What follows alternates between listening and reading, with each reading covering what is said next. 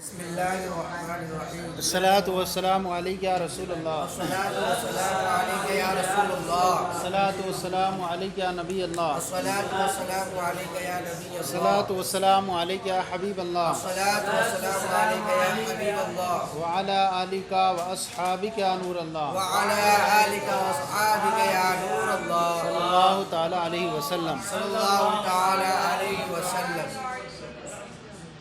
آج ایک نئی فصل شروع کر رہے ہیں اور یہ ہیں اعتراضات جو قیاس پر وارد ہوتے ہیں۔ اعتراضات جو قیاس پر وارد ہوتے ہیں وہ اس طرح کے 8 اعتراضات پیش کریں گے، اس کے اندر پھر ان کا جواب بھی دیں گے۔ اور یہ اصل یہ بحث ہے، یہ مناظرے کی بحث ہے۔ مناظرے کے اندر یہ اصطلاحات استعمال کی جاتی ہیں، اور جب آپ پڑھیں گے مناظرہ رشیدیہ تو اس کے اندر یہ چیزیں آپ کو بتائی جائیں گی۔ تو یہ گویا کہ ایک طرح سے ایک الگ بحث ہے جس کا تعلق مناظرے سے ہوتا ہے، لیکن قیاس پر چونکہ اس طرح کے اعتراضات وارد ہوتے ہیں، سامنے والا جو معترض ہے وہ ہماری دلیل پر کس طرح کا اعتراض وارد کر سکتا ہے، اس کو ہم کبھی تو اس کی جو ہے وہ جس کو وصف کو ہمارے وصف کو وہ دلیل ناکار رہا ہے، ہم اسی وصف کے اس کو رد کر دیں گے۔ کبھی وہ ہمارے حکم کو رد کرنا چاہتا ہوگا تو ہم اس کے جو حکم اس نے ثابت کیا ہم اس کو ہی غلط قرار دے دیں گے۔ تو اس طرح سے جو اعتراض وارد ہونے والے ہوتے ہیں وہ قیاس پر، وہ ایک طرح کے 8 اعتراضات ہوتے ہیں۔ قیاس پر جو اعتراضات ہوتے ہیں تو ان میں سے 8 ہوتے ہیں۔ ایک ہوتا ہے ممانعت، دوسرا ہوتا ہے قول بموجب العلت، اس کا نام ہی ہے، ہر ایک کی تفصیلات آگے آئیں گی۔ تیسرا ہے قلب، چوتھا ہے عکس، اور پانچواں ہے فساد وضع، چھٹا ہے فرق کا بیان پیچھے ذکر کر دیے تفصیل کے ساتھ کہ کوئی فرق بیان کر دے علت کے درمیان، جب فرق کر دینے کی بنیاد پر کیا ہوگا، حکم باطل ہو جائے گا۔ فرق کی بنیاد کر دیے تھے آپ کے کہ کوئی جو ہے جس وصف کو ہم نے علت ٹھہرایا ہے اس وصف کے درمیان کیا کر دے، وہ فرق پیدا کر دے۔ اور 7واں ہے نقض، اور 8واں ہے معارضہ۔ یہ 8 طرح کے اعتراضات جو ہوتے ہیں وہ قیاس پر کیا ہوتے ہیں، وارد ہوتے ہیں، متوجہ ہوتے ہیں۔ تو سب سے پہلے یہاں پر دیکھیں فصل الاسئلۃ المتوجہۃ علی القیاس ثمانیۃ، وہ سوالات جو قیاس پر متوجہ ہوتے ہیں، وارد ہوتے ہیں، وہ 8 ہیں۔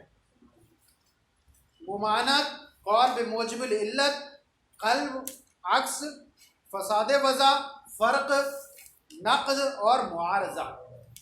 اب سب سے پہلے جو ہے یہ ہو گیا اجمال، اب اس کی تفصیل بیان کرتے ہیں، ہر ایک کی تفصیل۔ سب سے پہلے ہے ممانعت۔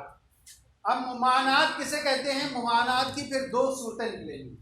ممانعت کیا بیان کیا کہ ممانعت کا مطلب یہ ہے کہ معترض جو ہے، معترض معلل جو علت بیان کر رہا ہے، علت بیان کرنے والے کو معلل کہیں گے، معلل کی دلیل کے کل مقدمات کو یا بعض مقدمات کو قبول نہ کرے۔ صحیح ہے نہیں؟ اعتراض کرنے والا معلل کی دلیل کے کل مقدمات کو یا بعض مقدمات کو قبول نہ کرے۔ اب کیسے مقدمات قبول نہ کریں؟ کوئی بھی جو ہم کوئی حکم ثابت کریں گے تو حکم کسی علت کی بنیاد پر ثابت کریں گے۔ تو اب وہ کیا کہتے ہیں، ممانعت کی 2 صورتیں بنتی ہیں، منع الوصف بنے گا، منع الحکم بنے گا۔ سامنے والا معترض جو ہے وہ معلل کے یا تو جس علت کی بنیاد پر حکم ثابت کرنا چاہتے ہیں اسی علت کو رد کر دے۔ وہ کہنے کے منع الوصف کا مطلب یہ ہوتا ہے معلل نے جس وصف کو حکم کی علت قرار دیا ہے، معترض کیا کر دے، اسی کا انکار کر دے اور کہے کہ آپ نے کیا ہے جس وصف کو علت قرار دیا حکم کی، ہم اس کو ہی منع کرتے ہیں، ہم یہ نہیں مانتے کہ اس حکم کی علت یہ چیز ہے، بلکہ کیا ہے، اس حکم کی علت کیا ہے، کوئی دوسری چیز ہے۔ سمجھ میں آ گیا؟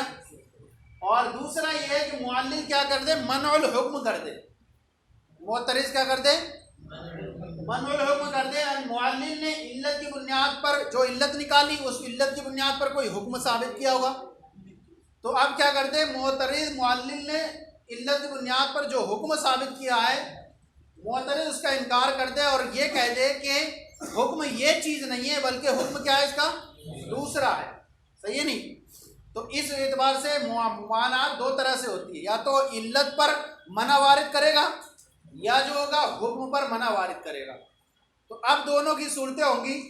پہلے آپ کے سامنے مثال پیش کریں گے منع الوصف کی، منع الوصف کی مثال پیش کریں گے۔ منع الوصف یعنی معترض کیا ہے، معلل نے جس کو علت قرار دیا ہے معترض کیا کر دے، اس کو منع کر دے تو ہم اس کو رد کریں گے۔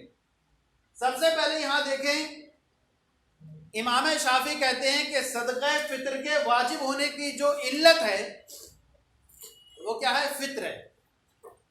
صدقہ فطر کے واجب ہونے کی جو علت ہے وہ فطر ہے، یعنی صوم کا زمانہ ختم ہو کر کے کھانے کا زمانہ شروع ہو جانا، صوم کا زمانہ ختم ہو کر کے کھانے کا زمانہ شروع ہو جانا۔ تو صدقہ فطر کے واجب ہونے کی علت کیا بیان کرنے، فطر بنائی، فطر۔ لہذا اور فطر صوم کا زمانہ کب تک ہے، یعنی جو ہے جب تک کہ 29 یا 30 رمضان شان جو ہے وہ سورج غروب ہونے کے بعد سے، اب جیسے ہی وہ جو ہو جائے رات ہو جائے وہاں سے کیا ہو جاتا ہے، فطر کا زمانہ شروع ہو جاتا ہے، صحیح ہے نہیں؟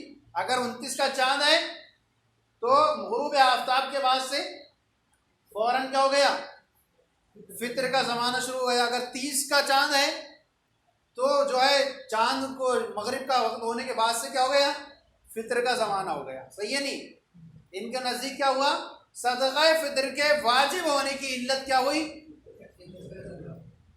فطر ہوئی۔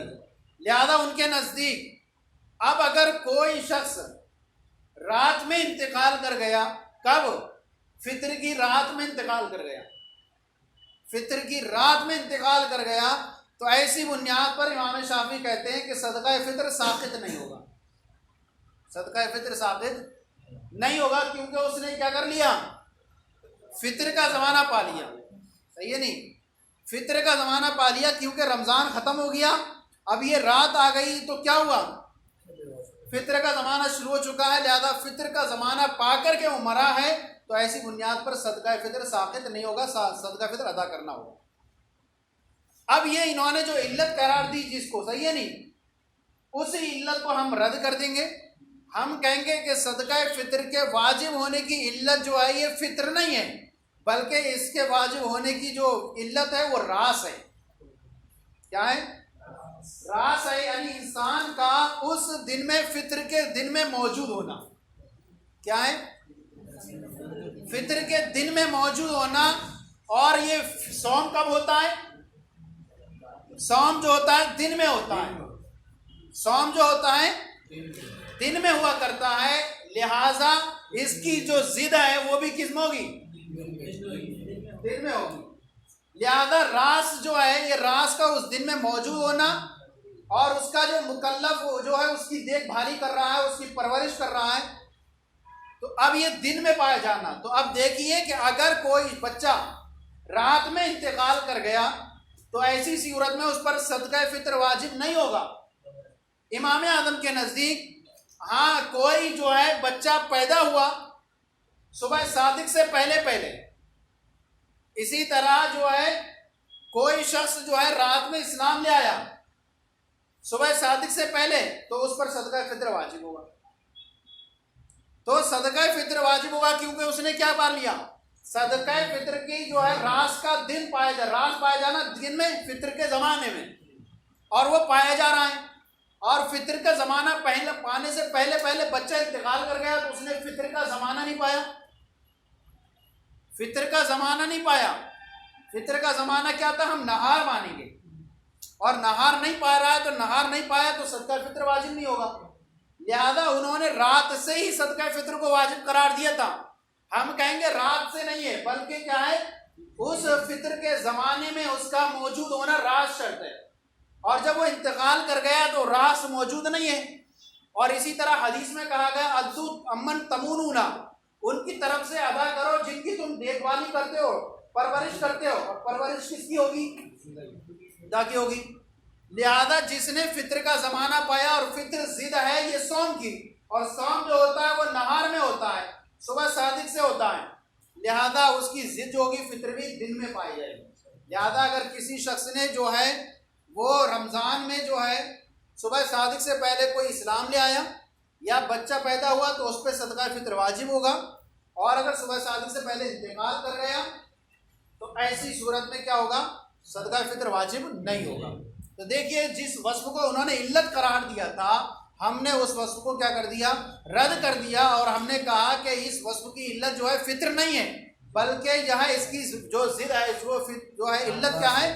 راس ہے۔ صحیح ہے نہیں؟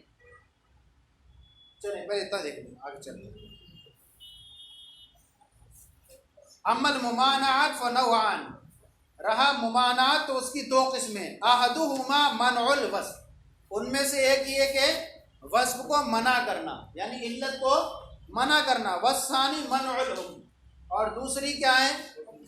منع الحکم یعنی حکم کو منع کرنا، جس وصف کی بنیاد پر تم نے حکم قرار دیا ہم اس حکم کو مانتے ہی نہیں۔ وَمِثَالُهُ فِي قَوْلٍ، اس کی مثال شوافے کے قول میں، شوافے کے قول میں کہتے ہیں صدقۃ الفطر وجبت بالفطر، صدقہ فطر جو واجب ہوتا ہے وہ کس سے؟ فطر سے واجب ہوتا ہے۔ فلا تسقط بموتہ لیلۃ الفطر، تو یعنی عید الفطر کی رات میں کسی کے مرنے سے یہ صدقہ فطر ثابت نہیں ہوگا، عید الفطر کی رات میں مرنے سے صدقہ فطر ثابت نہیں ہوگا۔ قلنا، ہم کہتے ہیں لا نسلم، ہم آپ نے جس وصف کو علت قرار دیا ہے ہم اس وصف کو علت آپ کا ہونا تسلیم نہیں کریں گے۔ ہم کہتے ہیں وجوبہ بالفطر بل لا نسلم وجوبہ بالفطر، ہم کہتے ہیں ہم اس کے وجوب کو فطر سے تسلیم نہیں کرتے کہ اس کا وجوب کیا ہے؟ فطر سے ہو، بل عندنا تجب براس، بلکہ ہمارے نزدیک یہ صدقہ فطر واجب ہوتا ہے راس سے، یمونہ جو جس کی وہ رکھوالی جس کی دیکھ بھالی کیا کر رہا ہے؟ مکلف کر رہا ہے، وہ یلی علی اور اس کی کیا کر رہا ہے؟ بار برداری کر رہا ہے، یا اس کی کیا ہے؟ نگہبانی کر رہا ہے، نگہداشت کر رہا ہے۔ تو کہتے ہیں کہ راس کی وجہ سے ہوتا ہے جس کی جو ہے پرورش مکلف کر رہا ہے، وہ یلی علی اور اس کی کیا کر رہا ہے؟ دیکھ بھالی کر رہا ہے۔ حاصل کلام یہ اس کے اندر کہ اس کے اندر جو ہے راز شرط ہے، اور راز کے لیے جو ہے وہ فطر کے زمانے میں راز کا موجود ہونا، اور جس طرح صوم کے لیے جو ہے صبح صادق سے شروع ہوتا ہے صوم، لہذا اس کی ضد کا بھی جو ہے فطر کے زمانے میں پائے جانا ضروری ہے۔ تو اگر وہ پائی جا رہی ہے دن کے اندر تو پھر صدقہ فطر واجب ہوگا، اگر اس نے وقت سے پہلے ختم ہو گیا تو رات میں اگر کوئی انتقال کر جائے تو صدقہ فطر واجب نہیں ہوگا۔ یہ ہوا پہلا، کیا ہوا؟ منع الوصف۔ اب کہتے ہیں دوسری مثال میں آ جائیے، کہتے ہیں کہ پہلے مسئلے کو سمجھ لیں تھوڑا سا۔ سب سے پہلے یہ کہ یہاں پر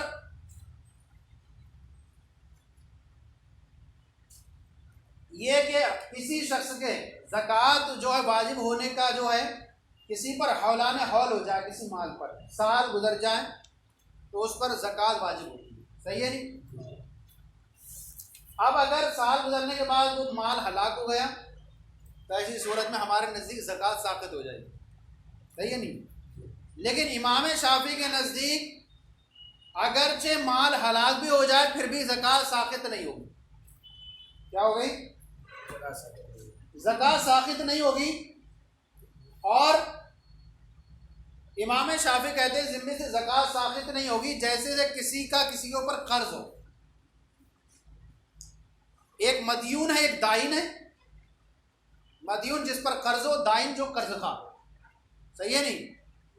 اب کہتے ہیں کہ کسی کے اوپر کسی کا قرض ہو، اب اگر قرض ہو جس کے اوپر قرض ہے اس کے پاس مال ہلاک ہو گیا تو مال ہلاک ہونے سے بتائیے کہ قرض خواہ کا کیا ہے؟ وہ دین ساقط ہوتا ہے؟ نہیں ہوتا ہے۔ تو اسی طرح مال کے ہلاک ہونے سے زکوٰۃ بھی ساقط نہیں ہوتی، صحیح ہے نہیں؟ گویا کہ مقیس علیہ ان کے نزدیک کیا ہوا؟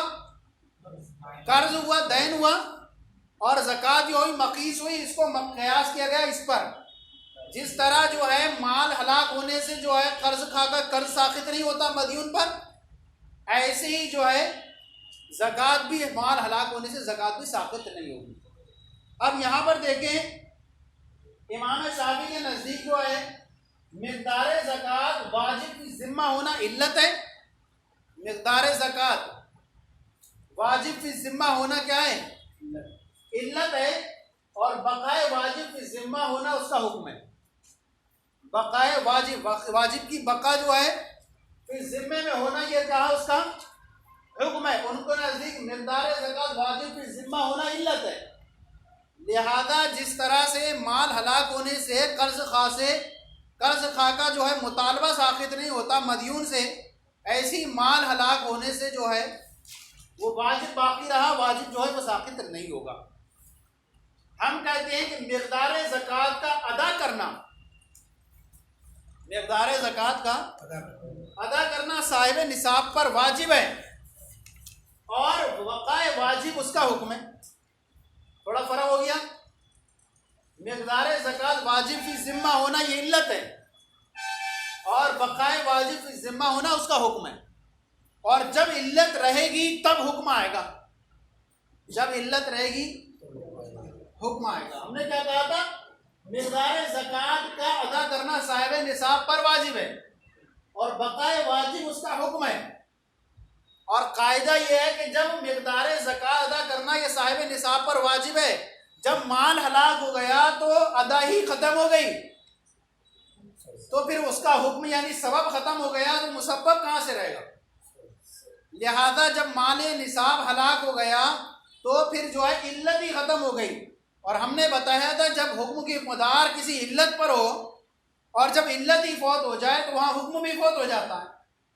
لہٰذا یہاں پر جب مقدار زکوٰۃ کا ادا کرنا تھا، یہ جب مقدار زکوٰۃ جب پورا مال ہی ہلاک ہو گیا تو پھر زکوٰۃ کا حکم کہاں سے آئے گا؟ صحیح ہے نہیں؟ اب وہ یہاں پر یہ بھی کہتے ہیں کہ چلیے مان لیتے ہیں مقدار زکوٰۃ کا ادا کرنا کیا ہے؟ واجب ہی ہے. مانا تو مقدار زکوٰۃ کا ادا کرنا واجب ہی ہے. تو کہتے ہیں کہ جس طرح سے مال ہلاک ہونے کے بعد مدیون پر دائن کا مطالبہ برقرار رہتا ہے، مدیون پر قرض خواہ کا مطالبہ برقرار رہتا ہے. اگر اس کا مال ہلاک ہو گیا تو مطالبہ کرے گا نہیں کرے گا؟ وہ تو کرے گا. تو ہم کہتے ہیں کہ تو لہذا یہاں پر بھی چلیے تو ایسے یہاں پر اگر ادا کرنا واجب تھا، ہلاک ہو گئی تب بھی تو یہ واجب رہے گا. سمجھ میں آیا نہیں؟ تو وہ کہتے ہیں ایسے ہی ادا کرنا واجب تھا، ہلاک ہو گئی تو اس کا واجب ادا کرنا واجب ہی رہے گا. ہم کہتے ہیں کہ دیکھیے وہاں پر مطالبہ کرنا واجب ہے اور یہاں پر جو ہے مال نصاب ہلاک ہو گیا تو ادا کرنا ہی بالکل ختم ہو گیا. اب دوسری بنیاد یہاں پر یہ دیکھیں کہ یہاں پر جو ہے وہاں منع کرنا حرام ہے. کس کو؟ مطلب یہ کہ مطالبہ تو کرنا ہے لیکن سامنے والا جو مدیون ہے، جو قرض دار ہے، مقروض ہے، اس کو منع کرنا حرام ہے. یعنی یہ مطالبہ کرے گا لیکن جو ہے مطالبہ کرنے کے بعد اس کے لیے تخلیہ کر دیں یہ کہ اپنا جو ہے مقدار جتنی بن رہی ہے اس کی قرض کی، وہ اپنی قرض کی مقدار اس کے مال سے لے لے، لیکن قرض دار جو مقروض ہے اس کو منع کرنا حرام ہوگا. یعنی وہ منع نہ کرے مال میں سے لینے سے. تو ہم کہتے ہیں کہ مطالبہ تو اس کے لیے ہوگا لیکن اس کے لیے سامنے والا جو قرضدار ہے اس کو منع کرنا حرام ہوگا. تو ہم اس کو تو مانتے ہیں کہ مطالبہ کرے گا وہ، لیکن اس کو کیا ہوگا؟ منع کرنا حرام ہوگا. یعنی مثال کے طور پر دین کو ادا کرنا تو واجب ہوگا، بلکہ مدیون بقدر دین مال لینے سے انکار کرنا منع ہے. مدیون ایک جو ہے مدیون کو بقدر دین مال ادا کرنے سے انکار کرنا منع ہے اور مدیون پر صرف تخلیہ واجب ہے کہ وہ کیا کر لیں؟ دین ادا کرنا واجب نہیں ہے بلکہ دائن کو منع کرنا حرام ہے. مثال کے طور پر ان کا قرضہ ہے، یہ مطالبہ کریں گے، یہ اپنا جو ہے قرضہ لے لیں مجھ سے، لیکن مجھے کیا ہوگا؟ منع کرنا حرام ہوگا. تو یہاں ہم کہتے ہیں کہ انہوں نے یہ کہا تھا کہ مطالبہ کرنا ضروری ہوگا. ہم کہیں گے مطالبہ کرنا ہوگا لیکن جو ہے مدیون کو اسے لینے سے منع کرنا کیا ہوگا؟ حرام ہوگا. تو دیکھیے یہاں پر انہوں نے جو ہے کیا کہا تھا؟ پہلے تو انہوں نے کہا واجب فی ذمہ ہونا علت ہے. ہم نے کہا کہ واجب فی ذمہ ہونا نہیں ہے بلکہ مقدار زکوٰۃ کو ادا کرنا یہ نصاب پر صاحب نصاب پر واجب ہے۔ اب جب یہ ادا ہی نہیں رہے گی تو پھر اس کا حکم بھی لوٹ کر کے نہیں آئے گا۔ تو پھر انہوں نے کہا کہ چلیے مقدار واجب ہی ادا کرنا ہے تو اس کا مطالبہ برقرار رہے گا، تو ہم کہیں گے مطالبہ کرنا تو ہوگا لیکن اس پر، لیکن دائن کو منع کرنا کیا ہوگا؟ حرام ہوگا کہ وہ اس کو اپنے مطالبے جتنی مقدار ہے وہ اس کے مال سے لے لیں اور یہ اس کو منع نہ کرے اس کو مال لینے سے۔ دیکھیں وَكَذَلِكَ إِذَا قِيلَ، اسی طرح اگر کہا جائے قدر الزکوٰۃ واجب فی الذمہ، دوسرا یہ کون ہے؟ یعنی مقدار 200 درہم میں 5 کتنے ہوتے ہیں؟ 5 درہم مقدار زکوٰۃ ہوتی ہے۔ اسی طرح کا مقدار زکوٰۃ کی مقدار جو ہے ذمے میں واجب ہے، ذمے میں فلا یسقط بہلاک النصاب، تو لہذا نصاب ہلاک ہونے سے یہ کیا ہوگی؟ زکوٰۃ ساقط نہیں ہوگی۔ قد دین، جیسا کہ دین کیا ہوتا ہے؟ ساقط نہیں ہوتا اور ذمے میں واجب رہتا ہے، اور مال ہلاک ہونے سے دین کیا ہوتا ہے؟ وہ ساقط نہیں ہوتا۔ قلنا، ہم کہیں گے لا نسلم ان قدر الزکوٰۃ واجب فی الذمہ، ہم کہتے ہیں کہ ہم تسلیم نہیں کرتے کہ زکوٰۃ کی جو مقدار ہے وہ کیا ہے؟ ذمے میں واجب ہے، بل اداء واجب، بلکہ کیا ہے؟ سمجھ آ گیا کہ واجب ذمے میں کیا ہے؟ زکوٰۃ کی مقدار کو ادا کرنا واجب ہے۔ اب کہہ رہے ہیں کہ جب ادا کرنا واجب ہے اور ادا جب واجب ہوگی کب؟ حکم اس کا کب آئے گا؟ جب ادا رہے گی۔ جب ہلاک ہو گیا تو ادا ہی کرنا فوت ہو گیا، علت ہی فوت ہو گئی، تو اس کا حکم بھی کیا ہو جائے گا؟ فوت ہو جائے گا۔ اب یہاں پر کہتے ہیں من الحکم کے طور پر، یا من الوصف ہو گیا، من الحکم کے طور پر کہتے ہیں وَلَئِن قَالَ، اگر کہنے والا یہ کہے، یعنی معترض یہ کہے چلیے مان لیتے ہیں کہ مقدار زکوٰۃ کو ادا کرنا واجب ہے، انہوں نے کہا ادا کرنا کیا ہے؟ واجب ہے، ہم آپ کی علت کو ہی مان لیتے ہیں۔ الواجب اداء، کیا ہے واجب؟ ادا کرنا، یعنی مقدار کی زکوٰۃ کی مقدار کو ادا کرنا واجب، فلا یسقط بالہلاک، لہذا ہلاک ہونے سے یہ ساقط نہیں ہوگی۔ قد دین، جیسے کہ دین جو ہے ہلاک ہونے سے ساقط نہیں ہوتا ہے۔ بعد المطالبہ، جیسے کہ دین جو ہے مطالبے کے بعد ساقط نہیں ہوتا ہے، ایسی زکوٰۃ بھی جو ہوگی وہ ادائیگی اس کی کیا ہوگی؟ ساقط نہیں ہوگی، مال ہلاک ہو جائے گا۔ صحیح ہے نہیں؟ اب کہتے ہیں قلنا لا نسلم، ہم کہتے ہیں ہم تسلیم ہی نہیں کرتے کہ ان الادا واجب فی صورت الدین، ہم یہ تسلیم ہی نہیں کرتے کہ ادا یہ دین کی صورت میں واجب ہے، یعنی ادائے دین رب الدین کو علی المدیون، مدیون پر دائن کو دین ادا کرنا یہ واجب ہے، یہ ہم تسلیم نہیں کرتے کہ مطالبے کے بعد سامنے والا مطالبہ کر رہا ہے تو ہم مطالبے کے بعد اس کو ادا کرنا یہ واجب ہے، ہم اس کو تسلیم نہیں کرتے۔ بل حرم المنع، بلکہ کیا ہے؟ منع کرنا حرام ہے۔ کس کو؟ مدیون کو منع کرنا حرام ہے، کہ سامنے والے دائن کو، قرض دار کو منع کرنا حرام ہے۔ کس بات سے؟ حتی یخرج عن الوحدۃ بالتخلیہ، یہاں تک کہ جو ہے مدیون کس سے؟ قرضے کی ذمہ داری سے نکل جائے، کس سے؟ بالتخلیہ، تخلیہ کے ذریعے سے۔ اور تخلیہ کسے کہتے ہیں؟ کہ سامنے والے کو اختیار دے دے کہ اپنا مقدار زکوٰۃ اس میں سے لے لے، لیکن یہ کہ منع نہ کرے اسے، مدیون کیا کرے؟ منع نہ کرے سامنے والے دائن کو۔ تو ہم اس بات کو تسلیم کرتے ہیں کہ ذمے میں ادا کرنا تو ہے، لیکن یہ ہوگا سامنے والے کو ادا کرنا کیا ہوگا؟ مدیون کو منع کرنا حرام ہوگا۔ مثال کے طور پر مدیون پر دین کو ادا کرنا واجب نہیں ہے، مدیون پر دین کو ادا کرنا واجب نہیں ہے، بلکہ دائن کو منع کرنا حرام ہے۔ کیا ہے؟ دائن کو منع نہ کرے لینے سے، بلکہ کیا کر دے؟ اس کو اختیار دے دے کہ یہ مال ہے، اس میں سے اپنی مقدار ہے جو بنتی ہے وہ آپ لے لیں۔ تو دیکھیے انہوں نے کیا کہا تھا کہ واجب فی ذمہ ضروری ہے، ہم کہتے ہیں واجب فی ذمہ ہونا ضروری نہیں ہے، بلکہ جو ہے مدیون کو دائن کو منع کرنا حرام ہے کہ آپ لینے سے منع نہ کریں۔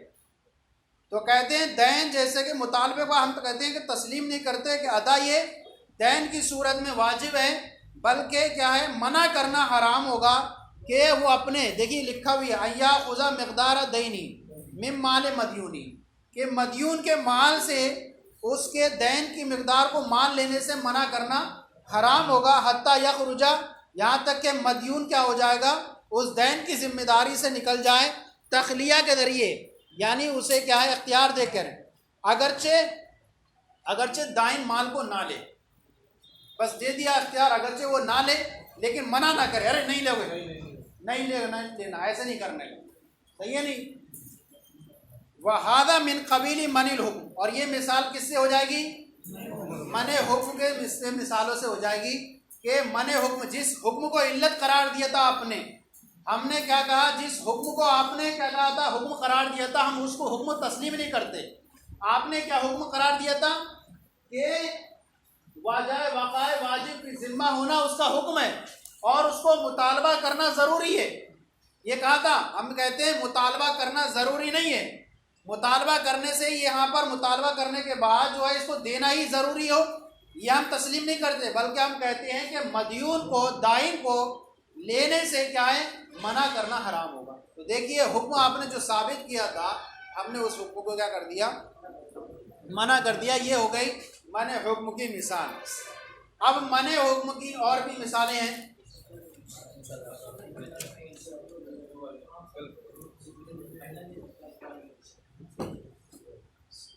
صلو علی الحبیب صلی اللہ علی محمد صلی اللہ علیہ وسلم۔